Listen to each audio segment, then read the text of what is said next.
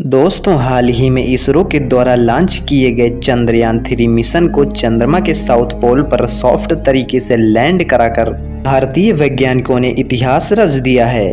और इस मिशन की अपार सफलता के बाद इसरो ने अपना दूसरा सन मिशन आदित्य L1 को लॉन्च कर दिया है।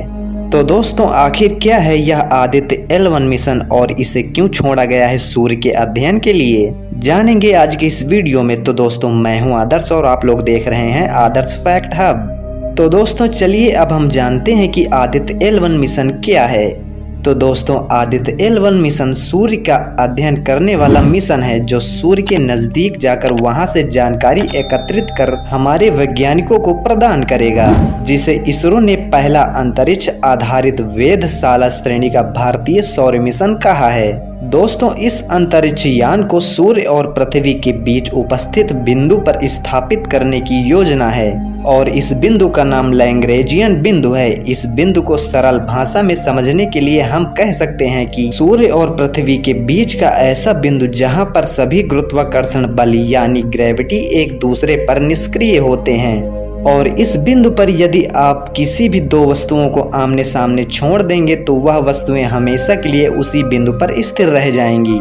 इसीलिए आदित्य L1 को इसी बिंदु पर रोकने की योजना है, जिससे आदित्य L1 सौर मिशन सूर्य के सबसे बाहरी भाग कोरोना की बनावट, तपने की प्रक्रिया, तापमान और विस्फोट के साथ साथ प्राकृतिक सौरमंडल आपदाएं, सौर हवाएं व अंतरिक्ष के मौसम को प्रभावित करने वाले कारकों का अध्ययन कर सारी जानकारी हमारे वैज्ञानिकों तक पहुंचाना है।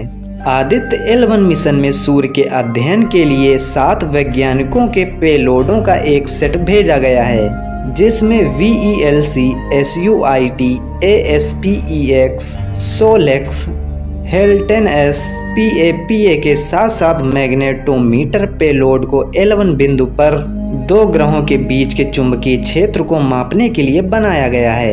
आदित्य L1 के 7 पेलोडों की खास बात यह है कि ये देश के विभिन्न प्रयोगशालाओं से भारत में ही विकसित किए गए हैं, जिन्हें इसरो के विभिन्न केंद्रों के सहयोग से बनाए गए हैं। तो दोस्तों, आइए अब हम जानते हैं कि इस मिशन को कब और कैसे लॉन्च किया गया है।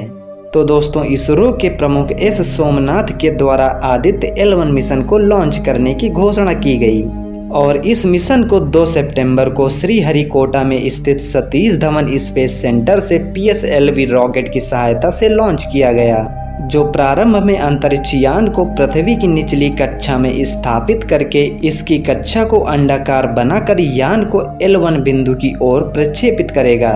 और जैसे ही अंतरिक्ष यान L1 की ओर बढ़ेगा तो यह पृथ्वी की ग्रेविटी से बाहर निकल जाएगा और फिर यह L1 बिंदु की ओर यात्रा प्रारंभ करेगा। एजेंसी की माने तो लॉन्च से L1 तक के पूरे सफर में आदित्य L1 को लगभग 4 महीने का समय लगेगा। तो दोस्तों, अब आप सोच रहे होंगे कि ऐसी क्या जानकारी सूर्य के पास है जिसे जानने के लिए हमारे वैज्ञानिक उत्सुक हैं। तो दोस्तों, आपकी जानकारी के लिए बता दूं, सूर्य हमारे ब्रह्मांड का सबसे निकटतम तारा है और इसीलिए अन्य तारों की तुलना में इसका अधिक विस्तार से अध्ययन किया जा सकता है। इसरो के मुताबिक सूर्य का अध्ययन करके हम अपनी आकाश गंगा के साथ साथ कई अन्य आकाश गंगाओं के तारों के बारे में भी बहुत कुछ जान सकते हैं और इसके साथ ही सूर्य से उत्पन्न तापीय आपदाओं के बारे में भी जानकारी प्राप्त कर सकते हैं, जो हमारे जीवन के लिए बहुत ही उपयोगी होगी। इसीलिए यह मिशन हमारे जीवन के लिए बहुत ही जरूरी है, जिससे भविष्य में आने वाली प्राकृतिक आपदाओं को रोका जा सके। तो दोस्तों, चंद्रयान-3 मिशन की सफलता के साथ ही इस मिशन की सफलता के लिए आप कमेंट बॉक्स में जय हिंद लिखकर कमेंट करें और इसी तरह की इंटरेस्टिंग व रोमांचक वीडियो देखने के लिए हमारे चैनल को सब्सक्राइब करके बेल आइकन को भी प्रेस कर लें। मिलते हैं किसी नए वीडियो में किसी नए टॉपिक के साथ। जब तक के लिए जय हिंद, जय भारत।